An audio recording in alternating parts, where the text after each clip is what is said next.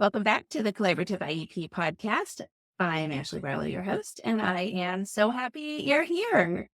Okay, we are rocking and rolling. We are working our way through IDEA, and we have landed at section 1412. 1412 is disguised with a title called State Eligibility. And it really is about saying, hey, we're the federal government and we're going to give money to you, state. But what 1412 does is it talks about things that states have to do in order to get that money, in order to be eligible for federal funding. That list totals 25. So there are 25 things in this chapter that the states have to do in order for the feds to say, yes, we're going to give you money to run your special education programs. We get some really interesting kind of meaty things in this section, including FAPE. We also are going to start to talk about eligibility. We are going to talk a little bit about the IEP document. We're going to talk about child fine. So we're kind of starting to get into the meat of IDEA, and we're ready to rock and roll. So let's get started. So section 1412 has, we start off right away with subpart A. And subpart A has this list of 1 through 25. So what section A says is, a state is eligible for assistance from the federal government if it does the following things, if it meets the following conditions, okay? And then we've got this list of 1 through 25 things. Some of them are going to take a second. We'll take some pit stops. Some of them will fly past pretty quickly. But the first thing, number 1, is FAPE. Basically, it says, hey, state, you have to provide a free, appropriate public education to anyone who is between the ages of 3 and 21. So IDEA goes through 21 up until your 22nd birthday. There is a limitation on that. That would be for students that are 3 to 5 and students that are 18 to 21. And those limitations come up later. The 18 to 21 really has to deal with people those ages that are incarcerated in the preschool. It has to do with some states have statewide preschool. So to the extent that those exceptions are met, then they don't have to provide an education for those people. Requirement number two simply indicates that states have to provide full educational opportunity. I might be wrong on this. I haven't done any legal research on this, but I have not seen a ton of information or litigation or information that would be filed against states saying you're not providing a full educational opportunity to students with disabilities and therefore you shouldn't get federal funding. It might exist. I just haven't seen it.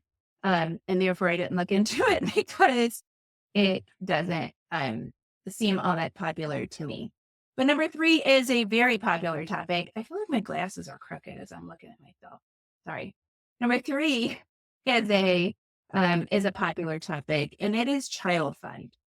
Child find is what it sounds like. It says, hey, state, you got to go out and you got to find all of the students that have disabilities, and you have to provide them with an opportunity to educate them. So what it says is that states must find all students who are in need of special education and related services. And then they have to do some verbs. They have to identify them, find them. They have to locate them. I guess identify means you're a student with a disability. They have to locate them, like actually find them. They have to evaluate them, and they have to ensure that a practical method is developed and implemented to determine whether children with disabilities are currently receiving special education services. This does, in fact, mean that states are responsible for students. They're responsible for knowing about students that have opted out of the public school system. So they still need to keep tabs on students that are in private schools. There's an interesting subpart B to the child find requirement that says that, I'm going to read it to you. It says nothing in this chapter requires that children be classified by their disability, so long as each child who has a disability listed in the definitions, listed in section 1401, which is definition, So remember how there's definitions that say these are what the disabilities are. So long as a child that has a disability and who by reason of that disability needs special education and related services is regarded as a child with a disability. I really think you could take this chapter and continue the argument that disability services that disability category doesn't drive placement. We know from the regulation that that is true, and we will get there soon. But I think that that is a good thing, and I've never utilized that provision of idea to make that argument. So I probably will in the future. Okay, so that was requirement number 3 for states to get federal funding, child funding. Requirement number 4 is IEP. So in order for states to get money from the federal government, states have to agree that they will develop an IEP, an individualized education program. Did you know that the P is program, not plan? A lot of people say plan. An individualized education program, or an IFSP. That's what preschoolers have, individualized family service plan. And it has to meet certain requirements in order to, and they have to be developed, reviewed, and revised in order for them to get their money.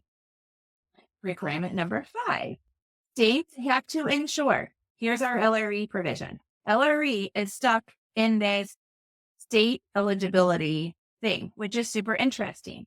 So as you know, the LRE provision indicates that to the maximum extent appropriate, students with disabilities are educated with children who are non-disabled, and that special classes, special schooling, and any other removal of students with disability is done only when the nature and severity of the disability is such that the child will not access their education in regular classes with supplementary aids and services cannot be achieved satisfactorily. So we break that down a lot in my inclusion workshop, and we aren't going to break it down all that entirely here.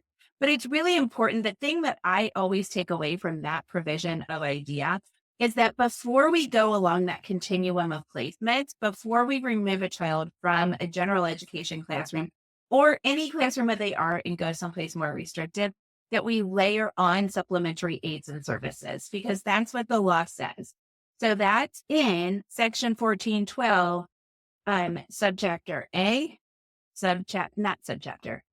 So section A, 5, and A and 5 are both in parentheses, little a. And then actually big A, 5A, A5A. That could probably be a song. And then there's 2 little subparts under our LRE provision indicating that, so now we're in B, and B's got a 1 and a 2, and it basically indicates that states can't have funding mechanisms that get in the way of their ability to implement LRE, and if they do, they just need to tell the Secretary of the Department of Ed and tell them how they're going to fix it. So that is requirement number 5. We get LRE in the state eligibility section. So I told you we were going to rock and roll, and in fact, we are.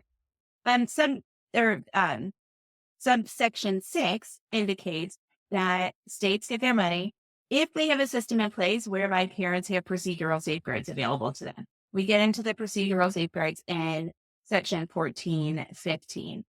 There is a B. I assume B was added at some point because B adds an additional procedural safeguard. I don't know why they didn't put it in 1415 when they originally wrote it or when they added it.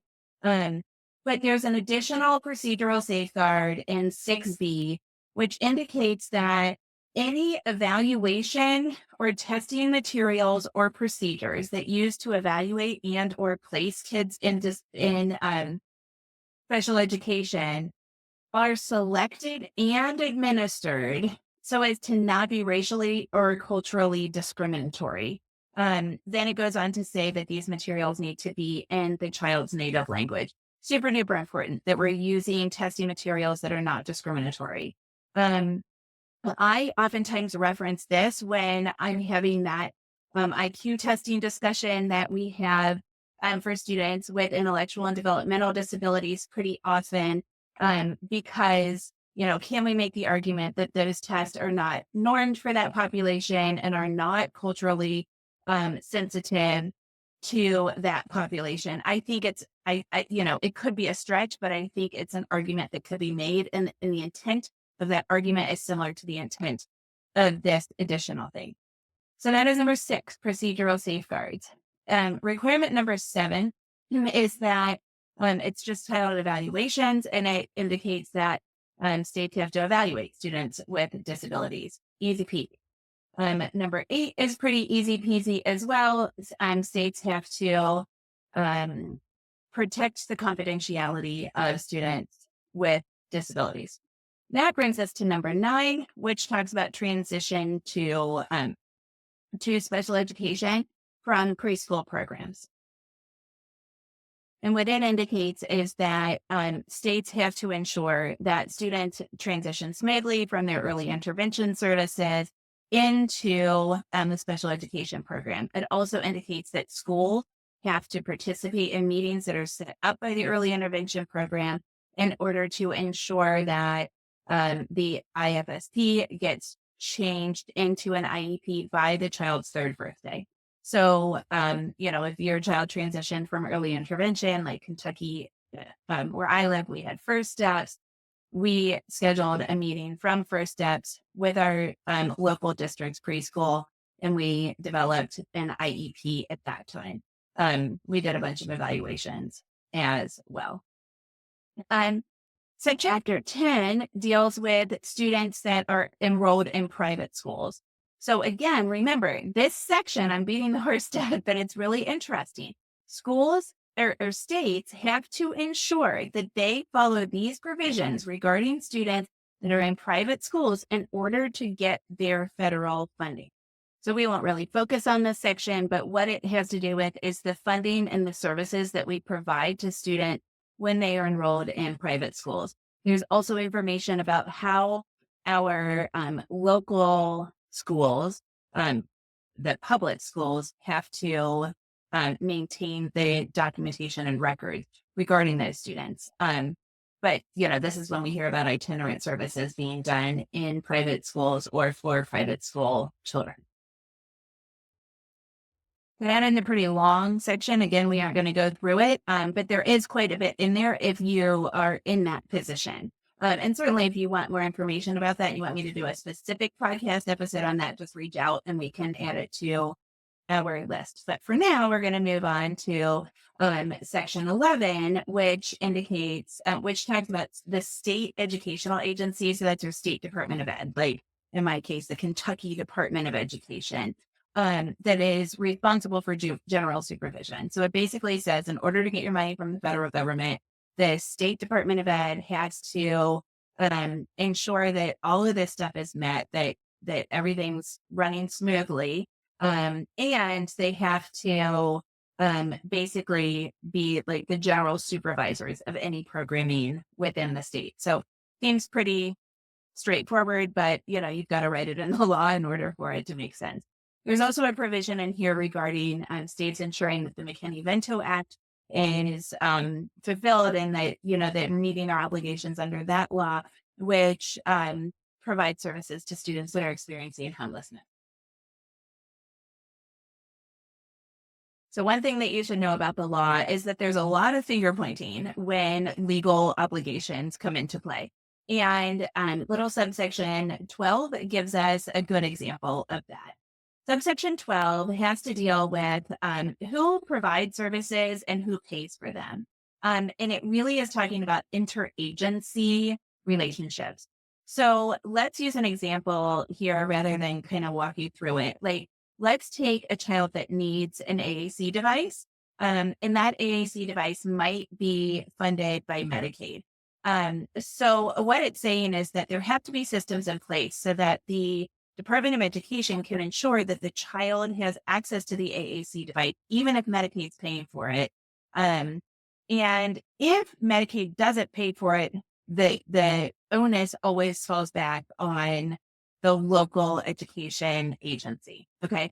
So in order to get their funding, what subsection 12 says is that states have to have these things in place. So it's really kind of a funding thing, but it also talks about programming. And as you'll probably have experienced, especially if your child is getting close to transition age, there are a lot of agencies that can kind of trickle into special education. It's one of the things that I always say about having a child with a disability that is honestly really intimidating and annoying and sometimes kind of scary is that like your child's on the system and it's hard to get them out and you can't get them out, right? You need the government benefits in order to um, get them access to their community and to resources that are going to really help them.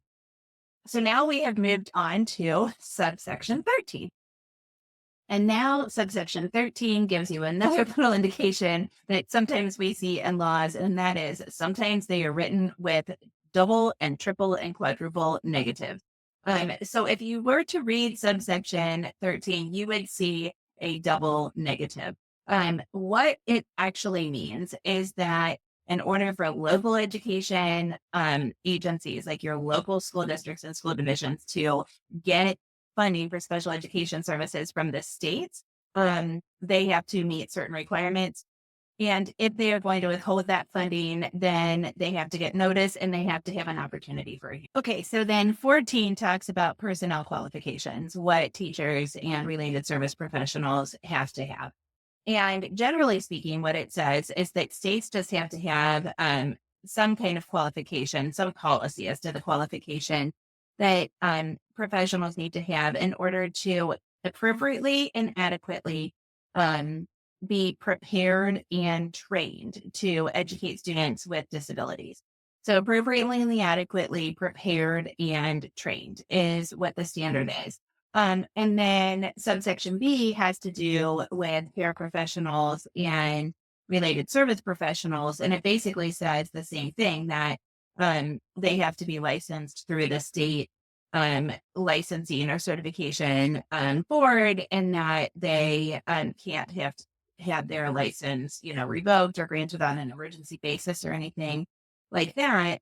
And then within that little subparagraph, we get information about paras and assistants. So in essence, the law indicates that those folks have to be trained and supervised in order to do their job. As it applies to special education teachers, they have to hold a state license. That it has to be like full state certification in order for them to teach special education, as you would expect. Okay, we have arrived at 15. We are getting towards the end. What 15 indicates is that states have to have progress monitoring systems in place. So they have to be able to say to the federal government, hey, this is how we're doing. So 3 obligations under 15. First of all, states have to have goals for the performance of students with disabilities regarding several different things. Number 2, they have to have performance indicators that they will track and then report back to the federal government, which is C, they have to report annually to the federal government relative to their progress on those goals. So in subsection 16, we get 2 kind of good keywords, 2 pieces of interesting information. We get information regarding alternate assessment, and we also get information regarding universal design for learning. So subsection 16 has to deal with assessment. And generally speaking, what it indicates is that all students with disabilities should be included in statewide testing. All states have to do testing. That's on a special education rule. That is a different education rule. It holds states accountable to the federal government for different things. And the kind of baseline is that students with disabilities have to participate in the state testing. So in Kentucky, ours is called the Kentucky Summative Assessment. And students with disabilities are expected to do that. Now, to the extent that students with disabilities can't participate in state testing, they can do something called alternative testing. And, before we get to alternate assessment, there is an accommodation piece to this. So to participate in state testing, they can get accommodations. So like a calculator or a scribe or a reader, assistive technology, etc. Okay.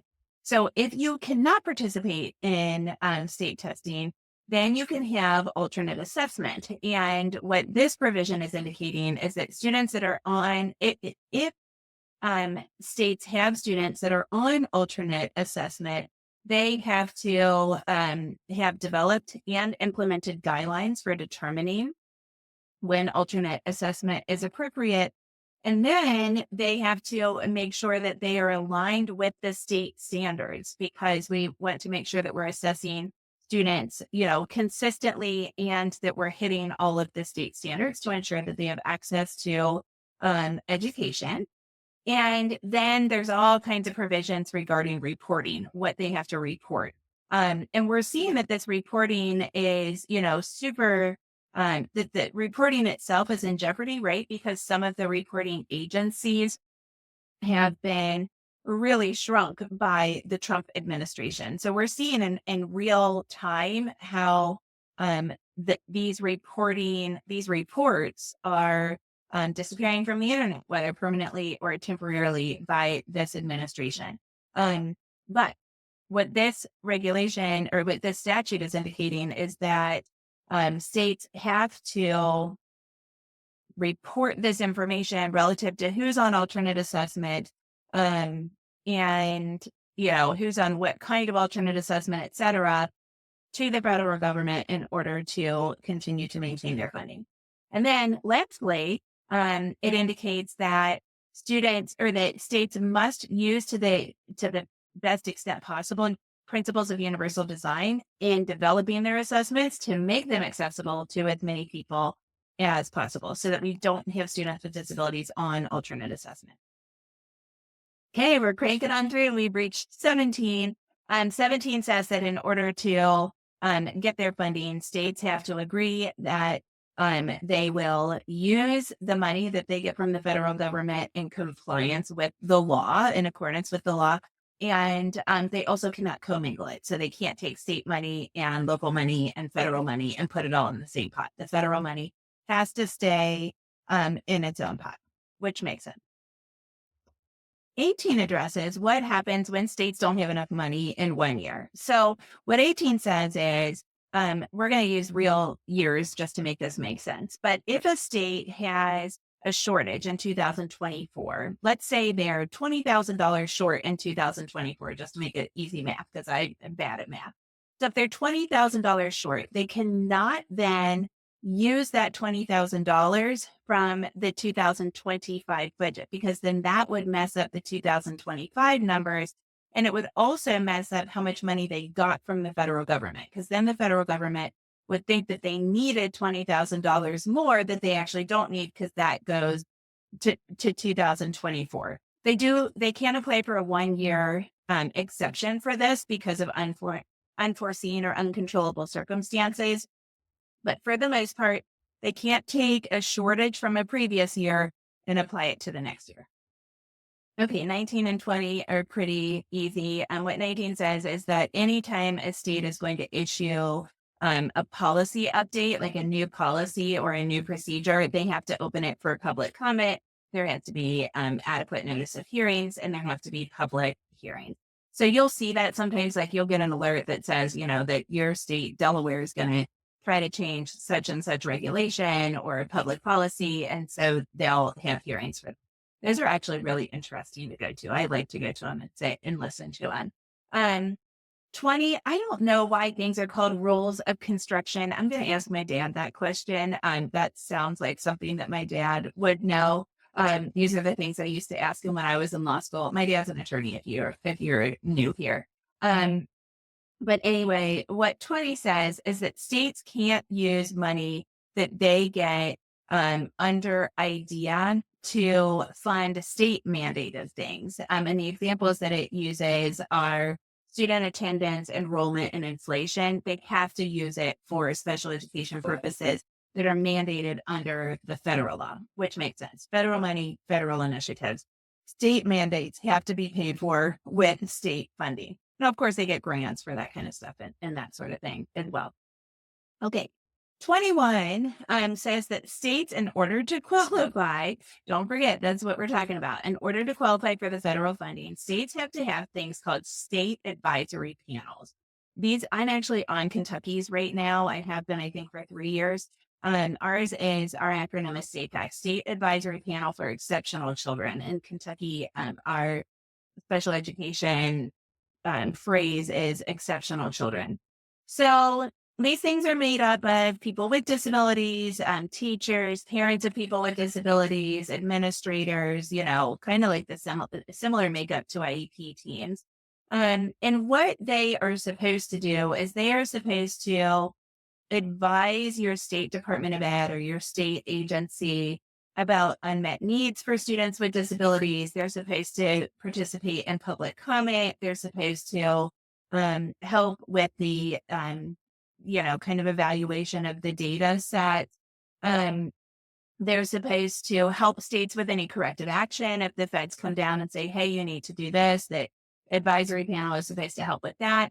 And then they're supposed to help with the development of policies. As I see it, I have talked to a lot of people in a lot of different states, and this is by no means a complaint about Kentucky, but as I see it, the advisory panels honestly kind of function more as like box checkers. Like the Department of Ed will come in and say, hey, we want to do this. And then it's like stamp. But they can be really great. So I am rather noisy on mine because I have so many questions and I have so much experience. A lot of people have experience only with their students or only with their own children. And I've got experience with so many clients. And so I can kind of plug in a lot of different facts and circumstances and ask a lot of questions. And I see trends that I want to address and that sort of thing. But I think that that's my level of participation seems to be rare. Okay, so in 22, we get information regarding suspension and expulsion. So states have to keep data and report it that keeps track of the number of disciplinary measures, expulsions, and suspension of students with disabilities versus students without disabilities, as well as students, and they have to separate it out also by race and ethnicity. To the extent that discrepancies do occur, they have to institute policies, procedures, and practices in order to ameliorate that issue. So suspension and expulsion has to be tracked. And to the extent that there is a discrepancy, disproportionality, they have to address it. Moving right along, we're getting down here towards the bottom. We have access to instructional materials for blind people. There is an organization called the National Instruction Materials Accessibility Standard. I'm sorry, that's not the name of the place. The name of the place is the National Instructional Materials Access Center, and states either have to coordinate with them to ensure that students that are blind and visually impaired have access to materials that are printed for them, like Braille or whatever would help them access printed material. And if they don't choose to work with them, they've got to give the federal government their plan. So that gets us to 24. And yep, we only have two more. 24 also has to do with over-identification and disproportionality. So, there's research that indicates that students of specific races and ethnicities are over-identified as students with disabilities. And so states, in order to get their federal funding, have to have policy, practices, and procedures that help them identify areas where they have disproportionality of identified students who have been identified as those with disabilities and qualifying for special education. And finally, 25 indicates that schools can't mandate that your children take medication. Now, before we wrap up this section 1412, we do have a couple more provisions. Remember, that was just little a. So we do have a couple more provisions in this law. Those were the 25 things that states have to do in order to guarantee their federal funding. And there's just a couple of other mandates that we will fly through pretty quickly. B, the second part of this monstrous subsection, indicates, sometimes states themselves act as the LEA. So in Kentucky, for example, we have a school for the blind that is run by the Kentucky Department of Education. It's not like its own state school. It's not an LEA. Well, I guess that's the point. It is an LEA, but it is run by the Kentucky Department of Ed. And so when states have those kinds of schools, they are responsible for providing the FAPE and they are responsible for complying with this entire law. So that is what B says. C says there's an exception to some of these things if there is a prior state plan. So a lot of times when a new law comes in, they have to write and say, hey, this is like a grandfather clause, right? Like if you had this already, then you don't have to submit X under the law. We'll see this a lot with amendment. Okay, we have 3 more, and I might be able to do them in less than a minute. Approval by the secretary simply indicates that the secretary of the Department of Education from the federal government has to tell states, hey, you get your money or you don't get your money. If the secretary of the Department of Ed says you don't get your federal funding, then they have to give reasonable notice and they have to have an opportunity for a hearing. This may become important because we do have the federal government right now saying to schools, to states, for example, if you continue to participate in this DEI type initiative, then we will withhold your funding. I'm recording this on March 3rd, 2025. I did do some research today to give you an update on potential changes in the federal government. And that's happening in Maine because Maine has, the threat is there at least. Because Maine, I don't like the word threat. I'm going to say the potential is there because Maine has an athletic association that allows students to participate in sports that align with their gender identity as opposed to their gender assigned at birth. And the Trump administration has said, if you continue that, we might withhold your funding. And so if that happens under this provision, then they would need reasonable notice and they would have an opportunity for a hearing. So that's an example of how this provision might come into play. That was a minute and a half. Gosh, I really underestimated how long that would take.